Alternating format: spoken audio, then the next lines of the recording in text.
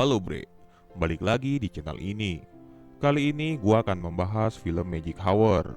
Film ini menceritakan kisah percintaan, namun kisahnya cukup bikin mewek bre, bahkan terharu. Lantas seperti apa kisahnya? Ingat, video ini mengandung spoiler, oke? Gak usah basa-basi, langsung saja ke filmnya. Film dimulai. Film ini menceritakan rumitnya kisah cinta dua bersaudara yang bernama Reina dan Gwenny. Reina adalah anak dari panti asuhan yang menjadi anak angkatnya ibunya Gwenny sejak bayi. Sedangkan Gwenny adalah anak kandungnya.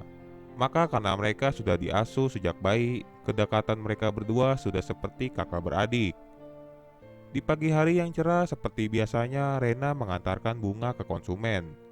Sebelum ia berangkat, Gwenny meminta tolong padanya untuk mampir ke sebuah kafe setelahnya dengan bertujuan menemui seorang laki-laki bernama Dimas. Lalu setelah mengantar pesanannya satu persatu, Gwenny mengirimkan foto Dimas agar ia tidak bingung di saat mencarinya. Namun Rena terkejut ketika ada mobil berkecepatan tinggi mengarahnya, sehingga tragedi pun tak bisa dielakkan. Hal itu membuat Rena pingsan serta sepeda dan bunganya hancur. Setelah beberapa jam terbaring di rumah sakit, akhirnya Rena sudah sadar. Maka ia langsung bergegas keluar rumah sakit tersebut menuju kafe untuk melanjutkan pertemuannya. Setelah di sana, Rena menunjukkan foto Dimas kepada waiters agar bisa mempertemukannya. Lalu sesampainya di rumah setelah pertemuan itu, ibu angkatnya marah-marah karena para konsumennya komplain sebab pesanannya mereka belum kunjung datang. Rena hanya menunduk terdiam dan pasrah. Sementara itu Gwenny terus membelanya dengan mengatakan agar ibunya memberikan waktu untuknya beristirahat. Lalu saat itu ibunya sudah tahu tentang pertemuannya dengan Dimas. Lantas ia meminta bagaimana hasil pertemuan tersebut. Maka karena yang ketemu itu adalah Rena bukannya Gwenny, maka ia terbelit-belit tidak bisa menjawabnya. Rena sangat menyesali atas keputusannya membantu Gwenny, yang membuat dirinya malah dapat omelan habis-habisan. Lalu ia memberitahu bahwa pertemuan tadinya tersebut hanyalah hal-hal biasa seperti berkenalan saja. Karena kurang puas atas pernyataannya itu, maka Gwenny meminta dirinya agar bertemu lagi dengan si Dimas. Namun Rena dengan tegas menolaknya. Hal itu membuat Gwenny menjadi bingung harus bagaimana. Namun tiba-tiba Rena merasa pusing di kepalanya, hingga membuat Gwenny khawatir ingin membawanya ke rumah sakit. Tetapi Rena beranggapan dirinya baik-baik saja. Kemudian Gwenny meminta agar Rena untuk menelpon Dimas. Lalu teleponnya tersebut tidak diangkat. Akhirnya Gwenny memutuskan untuk SMS-nya saja, sehingga pesan tersebut dibaca olehnya. Di sebuah cafe shop ada seorang barista bernama Toby. Karena ketampanannya itu banyak pelanggan yang terpincut dengannya, khususnya para ABG SMA. Tetapi ia menanggapinya dengan ramah tamah, sehingga ia tidak menyadari bahwa Rena datang. Bisa disebut Rena adalah sahabatnya. Seketika Toby melihat wajah dan kepala Rena yang terdapat luka. Ia sangat khawatir atas luka tersebut. Maka Rena mengalihkan meminta dibuatkan minuman kesukaannya itu. Sesaat sedang meminum, Toby memandang kecantikan Reina. Menurutnya ia sangat manis. Di saat mereka lagi bersama, biasanya saling curhat mengenai percintaan mereka masing-masing. Keesokan harinya, Rena bergegas menemui Toby lagi. Seketika itu, Toby mengeluarkan sesuatu untuknya, yaitu sebuah kaset yang berisikan rekaman lagu hasil ciptaannya sendiri. Lantas Rena sangat senang sahabatnya itu bisa menciptakan lagu. Tetapi ia meminta Rena agar mendengarkannya sebagai orang pertama. Namun tiba-tiba Rena merasakan pusing dan hampir pingsan, sehingga Toby menduga bahwa akibat lukanya di bagian kepala yang cukup parah. Sesampainya di rumah, ia bergegas menyetel kaset tersebut. Alhasil ia menikmati lagunya. Bahkan Gwenny juga sempat mendengarkan lagu tersebut, sehingga ia menduga Toby yang menyanyikan itu untuk Rena.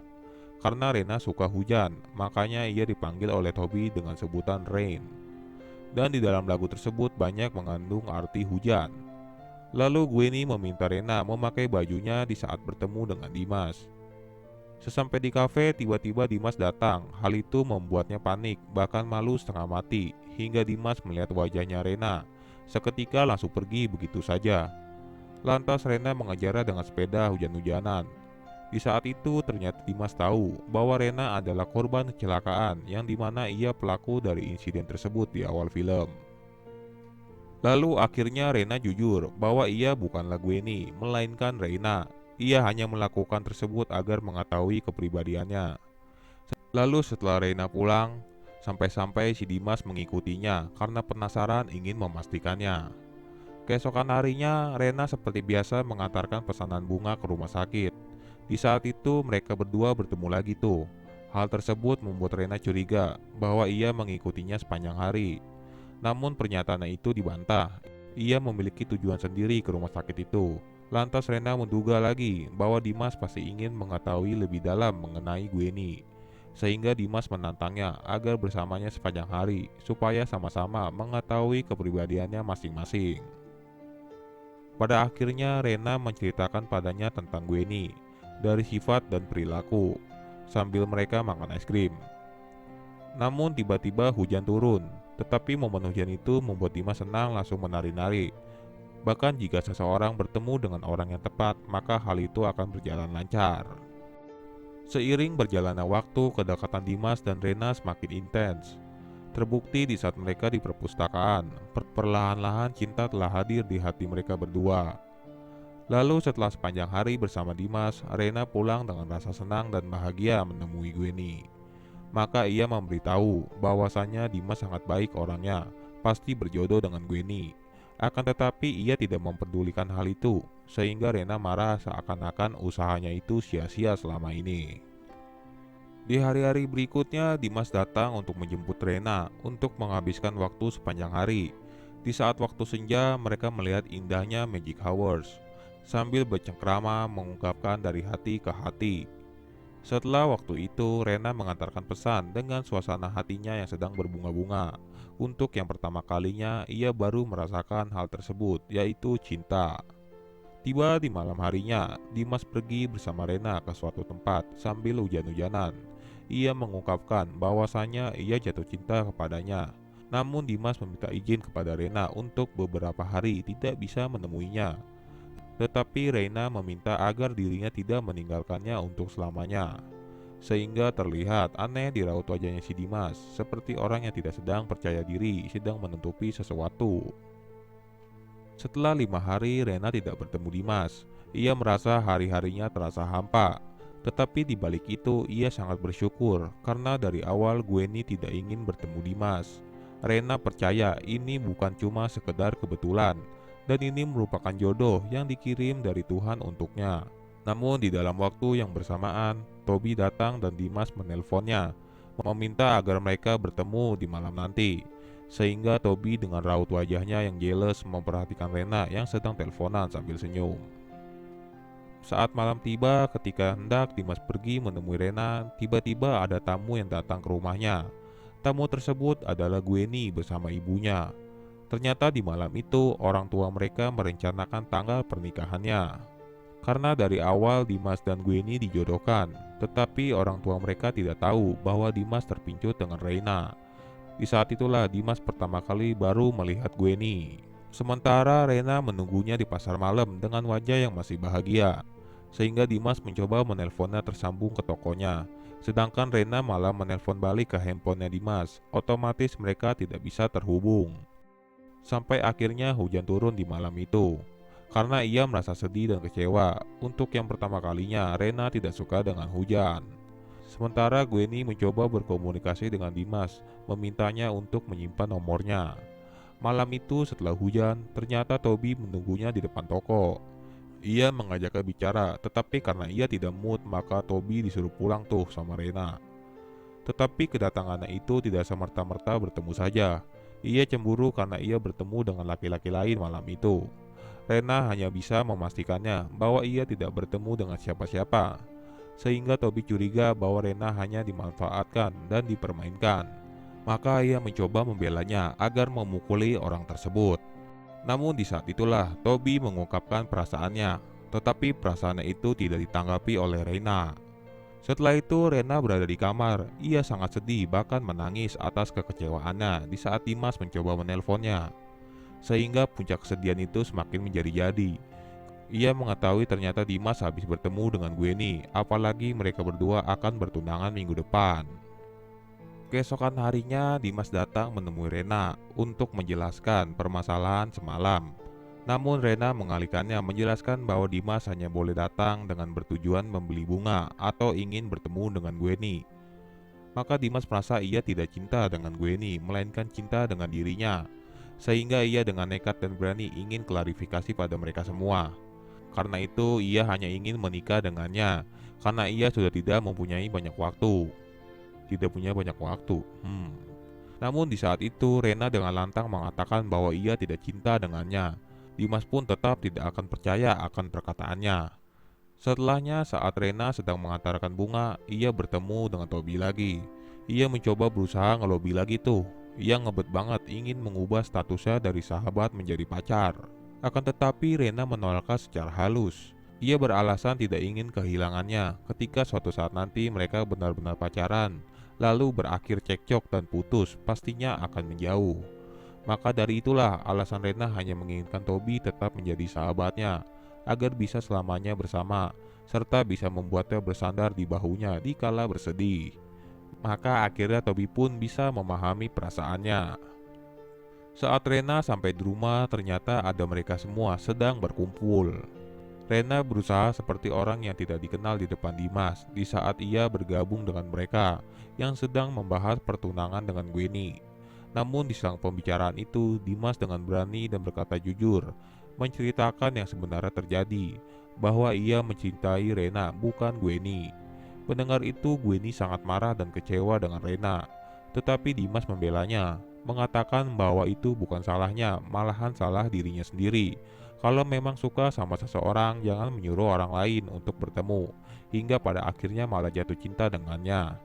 Bahkan Dimas sangat berterima kasih kepada Gwenny karena membuatnya hal tersebut terjadi. Maka orang tua mereka pun tercengang, ternyata mereka baru mengetahui yang sebenarnya.